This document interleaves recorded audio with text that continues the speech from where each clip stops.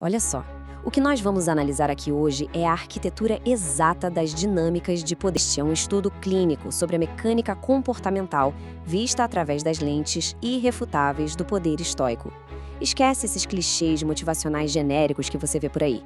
O que nós temos aqui são leis biológicas estritas e domínio psicológico avançado.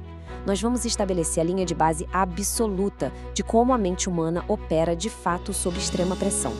E para começar, preste muita atenção nesta lei fundamental de Epicteto: ninguém pode ferir sem o consentimento. Isso é o alicerce de tudo que vamos discutir. A injúria emocional, sabe, ela não é uma certeza inevitável, é uma permissão que você concede. Quando uma agressão acontece, o nosso instinto mais primitivo é a defesa imediata, é natural. Mas o verdadeiro poder, ele começa naquele exato milissegundo em que esse consentimento para ser ferido é revogado. O agressor precisa da sua validação para causar danos reais.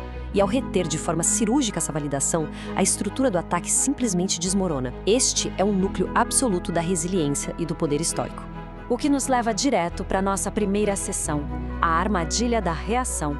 Entenda o seguinte, a agressão humana raramente é original ou criativa. Na verdade, ela segue um roteiro altamente previsível, quase mecânico, né? Onde um grito exige um encolhimento e um insulto exige uma defesa ofegante. Isso ilustra perfeitamente o conceito central dessa armadilha. A armadilha de se tornar um fantoche da raiva alheia ao responder de forma defensiva ou emocional. Quando você entrega a resposta esperada, você se torna literalmente um mero fantoche. A raiva de um agressor, na imensa maioria das vezes, é só a prova de um caos interno profundo dele. Reagir emocionalmente só comprova que as suas defesas foram quebradas e a sua mente foi invadida com sucesso. Basicamente, é entregar as chaves do seu próprio intelecto nas mãos de alguém que não tem controle nem sobre si mesmo. Nenhuma chance que a gente vá fazer isso. Avançando para a nossa sessão 2, predador contra a presa. Vamos observar as leis biológicas do poder em ação.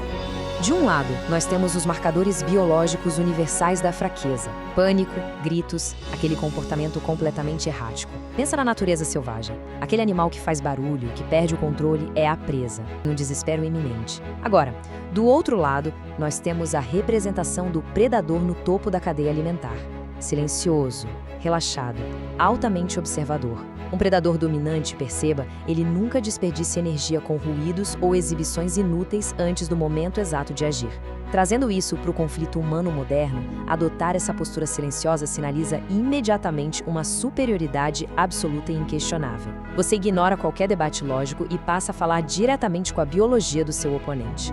Então, a questão crucial aqui é o que o silêncio realmente revela. Quando uma tentativa de agressão dá de cara com um silêncio calmo, até um pouco divertido, cara, isso desencadeia uma dissonância cognitiva intensa no cérebro do agressor. Os cálculos subconscientes dele entram em pane total. A mente de quem tá atacando começa a se perguntar: peraí, por que não há medo? Que nível de informação e segurança essa pessoa tem que eu não tô vendo? E no exato instante essas perguntas surgem na mente adversária, a confiança dela simplesmente evapora. A disputa não se vence gritando mais alto, de jeito nenhum. A estrutura psicológica do oponente é dominada através da mais absoluta imobilidade. Isso nos traz a nossa sessão 3, o fundamento estoico dessa estratégia. A âncora filosófica de toda essa tática está na aplicação mais refinada do estoicismo. Esse conceito do sorriso do predador não é, em hipótese alguma, um deboche infantil ou uma provocação vazia, tá? É muito mais profundo. É a prova física, visível e inegável da sua liberdade interna frente ao caos externo. Representa a sua capacidade de encontrar até um certo divertimento intelectual diante da fúria descontrolada de outro ser humano. É a manifestação suprema de que você se recusa a se curvar ou se tornar escravo da falta de controle emocional do outro. Essa postura comunica o seguinte, sem que você precise dizer uma única palavra: o caos alheio é incapaz de ditar a minha realidade. E esse nível de regulação rigorosa é a própria definição de poder verdadeiro. Vamos entrar na nossa sessão 4, o observador clínico, a execução tática. Esse processo exige um rigor tático absoluto, seguindo 4 passos precisos. Primeiro, ignore completamente o conteúdo das palavras que estão sendo ditas. Trate-as como se fossem apenas um ruído ambiental, um som de fundo. Segundo, passe a observar os sinais biológicos de falência do agressor. A respiração acelerada, uma veia dilatada, o suor. Você adota a mentalidade estrita de um pesquisador que está estudando um primata agitado no habitat dele. Terceiro passo, mantenha um contato visual sustentado, relaxado e sem qualquer ameaça física. E quarto, exiba de forma bem sutil aquele leve sorriso analítico que nós mencionamos. Essa sequência, pessoal, não tolera hesitação. ela exige uma disciplina emocional forjada em aço. Agora, avalie com atenção a letalidade desta resposta verbal específica. Imagine que o ataque explosivo do agressor finalmente faz uma pausa para ele recuperar o fôlego. E aí, essa frase é proferida com uma neutralidade cortante. Você terminou? Parece que isso é muito importante para você. A eficácia dessa intervenção é simplesmente devastadora. Ela rotula imediatamente aquele episódio de fúria como algo irrelevante para você. O observador calmo e, ao mesmo tempo, destaca esse descontrole como uma fixação frágil e obsessiva de quem está atacando. Essa inversão altera a balança de poder no mesmo segundo, deixando o agressor completamente isolado no seu próprio desespero. E assim chegamos ao clímax estratégico dessa análise, que é a invalidação por divertimento. Presta atenção, porque esse conceito arranca do agressor qualquer fragmento de poder ou influência que ele pretendia ter.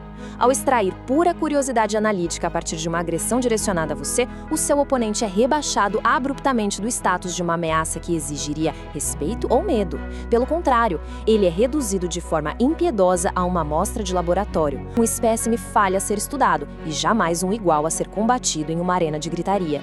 É de fato a forma mais suprema de invalidação de ego que existe, e ela é executada não com raiva combativa, mas com um distanciamento psicológico magistral. O que nos leva à nossa conclusão na seção 5, o domínio do silêncio.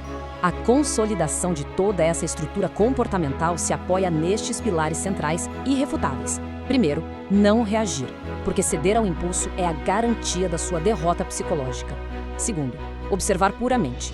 Você extrai os dados do ambiente sem jamais absorver a emoção destrutiva alheia. Terceiro, cultivar o divertimento, para blindar a sua liberdade interna e permitir que ela brilhe intacta no meio do caos irracional dos outros. E a regra máxima de todas, dominar o silêncio. Quem domina o próprio silêncio, domina de forma inapelável a dinâmica de qualquer ambiente. Você entra na disputa com a absoluta certeza de que o conflito real já foi vencido pela sua postura. Então, eu encerro esta análise com o peso deste questionamento final. Quem verdadeiramente domina a sala? Aquele que grita ou aquele que observa? O ruído frenético daqueles que são fracos e descontrolados sempre vai ser superado pelo silêncio ancorado e calculado dos fortes. Dominar essa arquitetura estoica transforma qualquer indivíduo. A pessoa deixa de ser um mero participante reativo em conflitos indignos e passa a se consolidar como um observador intocável, clínico e superior da natureza humana. A partir de agora, a aplicação prática disso é um privilégio daqueles que têm a disciplina absoluta para reter o seu poder em silêncio.